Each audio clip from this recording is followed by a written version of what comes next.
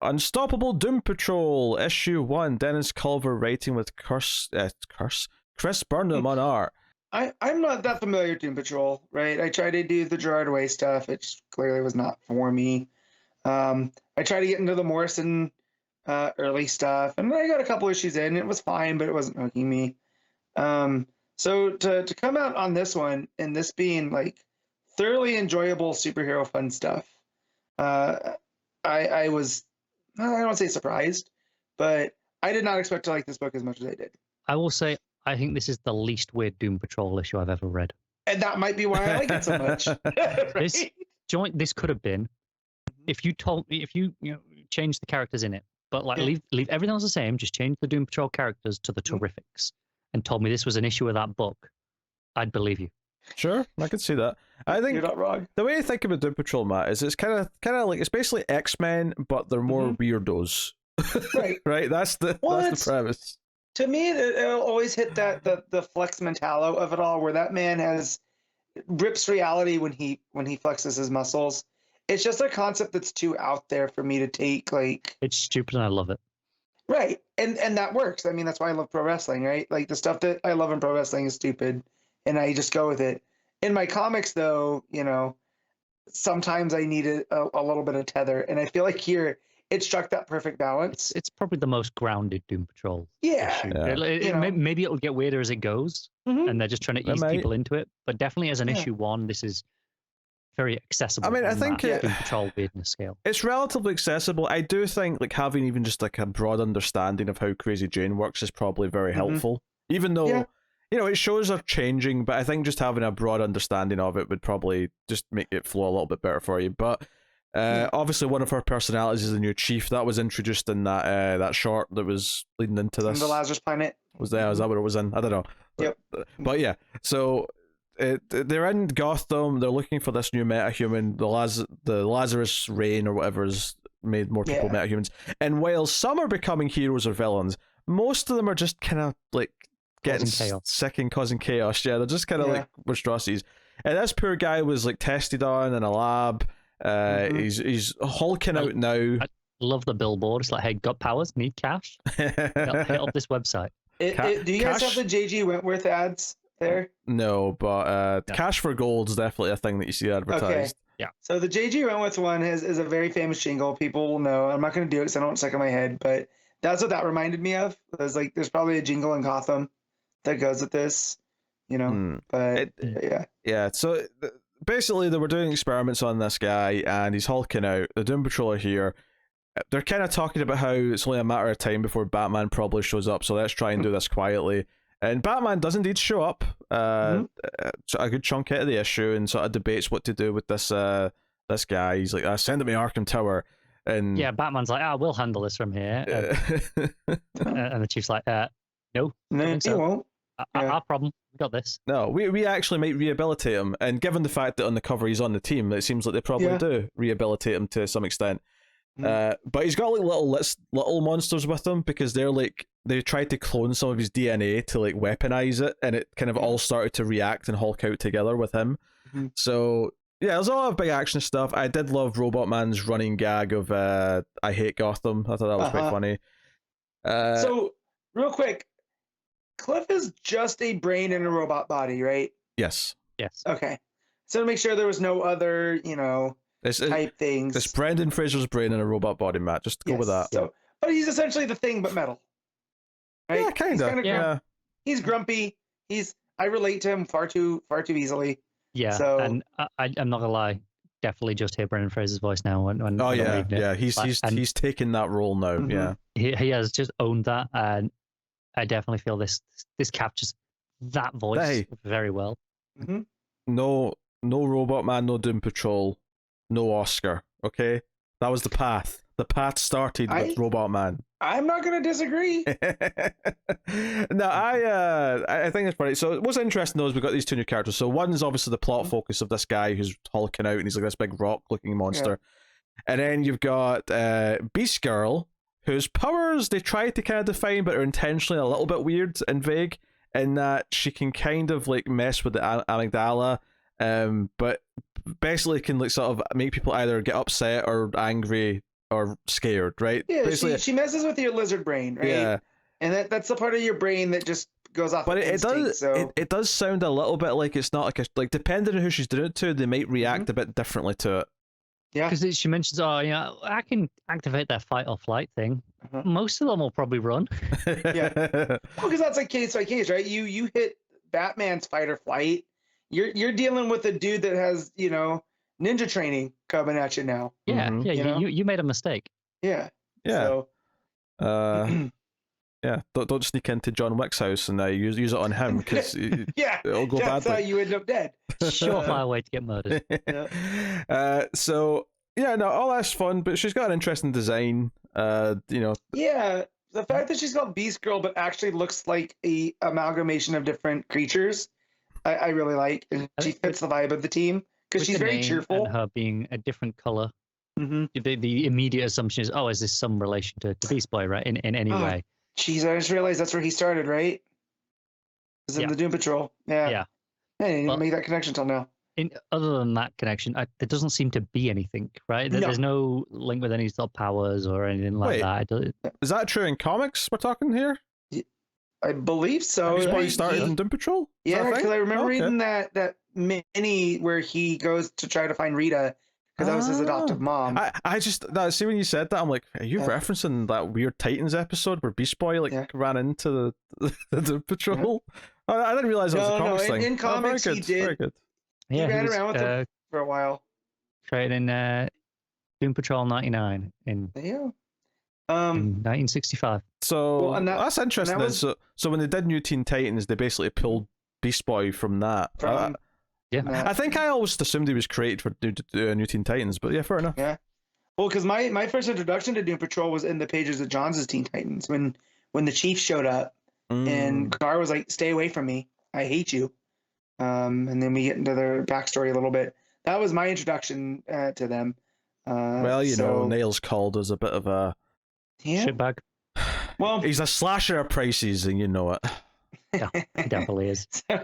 So he's it sounds like he's still around, right? Because like, you know, Jane's the Chief, right? That's one of her personalities. But it did seem like they were referring to the Doctor.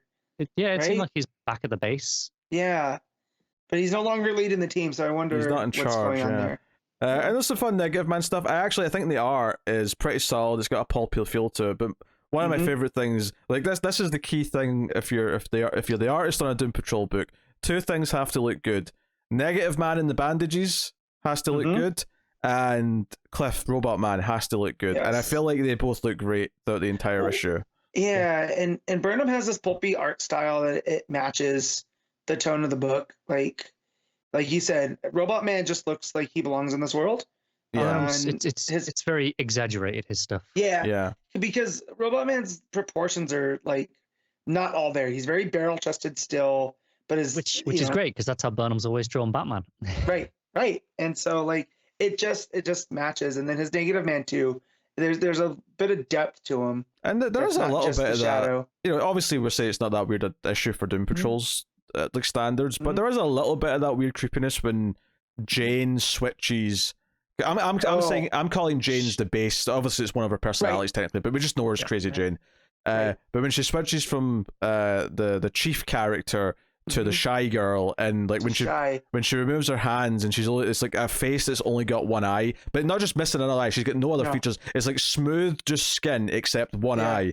That is like a creepy image. This was very. There was an episode of Doctor Who which did something really similar to this, and it reminded me of that a lot. It made me jump, guys. The comics don't usually have jump scares to them. This one I was not ready, right? So it got me. It was up there with the Dolatrons the first time when I was reading that in Batman and Robin. So very very creepy, very very well done. Yeah, I think we're not saying this isn't weird at all. No, it's definitely weirder than your average. Yeah, I'll say this, like the last time I read a new Doom Patrol book, I was like, I don't know what this is, guys. I'm glad you're talking about it because this is not for me. This one, I'm like, I can't wait for issue 2. Yeah, and I think I think Beast Girl is an interesting addition because she's kind of the polar opposite of the other new guy in that she's small, furry, and kind of cute. I guess. Whereas the other one's this big rock monster who's like hulking and smashing things. Well, that's what I want to say about Beast Girl too, is that she's like this cheerful, like she brings like this exuberance to them. Like she's excited to go and do this stuff. So it brings a different dynamic to the team. I've never seen it, but I think she's reminding me a little bit of either Lilo or Stitch, whatever one looks like this. Well, she is both, because she looks kind of like a smash up of both of them. Okay, fair enough. Yeah. I can see that. So yeah, I do also like when Batman's trying to argue to take this guy in. The Chief's like, let's look at the Justice League for a second here. Like, you've got one actual metahuman. Every other one of you is either a human, an alien, an Amazon, an Atlantean. Like, only one of you is technically a metahuman, and he's too fast. So we're not dealing with him. We'll deal with the metas. Yeah, so it's an interesting idea. But Cliff has this big heartfelt speech that he gives the new guy. He's like, "Hey, I felt empty. I felt like I couldn't go on, and they found something from me." So I thought that was a nice little touch as well. I had a bit of heart to it. I suppose the other thing we have to mention, well, two other things we have to mention. One is that Peacemaker is going to lead some sort of team to try and take on the Suicide Squad. Interesting how we're using him a lot more. Yeah. Oh, sorry, the Doom Patrol, Yeah. Doom Patrol. He will have some form of Suicide Squad, is what I think I was getting at there. Where were we teased more Peacemaker? With the Lady Peacemaker, where was that at? That's a good question. That was in Task Force Z, I want to say. Okay. So maybe this will tie into that. I could be wrong. The other thing we have to mention, though, is we get sort of separately from the rest of the plot, we get a few scenes of Mala in the brain, right? And the brain's in like a robotic ape body with Malice. Sold. Right? Done. But the big twist of this is they go to Professor something. What's this guy's name? Some other villain. Open, I don't. Some obscure villain that I don't know off the top of my head. Who is it, Connor? I have no idea. But they go to him, and the big twist here is that Mala betrays the brain and sides with this other doctor, and actually not only betrays him, crushes his brain, stomps on the brain, like actually on his brain, and squishes it under his foot in the last page. Definitely has CTE. He is called General Immortus. Immortus, yes, that was it. Yeah. So, yeah, I thought it was quite shocking. It's very unlike anything that these two have ever done before. They're usually the complete opposite of this. Mala's like, I'm done being your, I don't know, husband, I guess. Like, I'm. All right, so General Immortus comes from Doom Patrol, from 1987, and he also showed up in Wonder Woman back in the 80s. So he's a long-running Doom Patrol villain, it looks like. I mean, I assumed he was, but he's not one that I'm that familiar with, so I didn't. Yeah. No, me neither. Remember him. So he, so he was with Origins essentially shrouded in history. A man known as General Immortus, famous for his lasting immortality and the ability to out-strategize his opponents. So eventually he starts to run out of time. So he gets a young Niles Calder to recreate his potion to keep him young.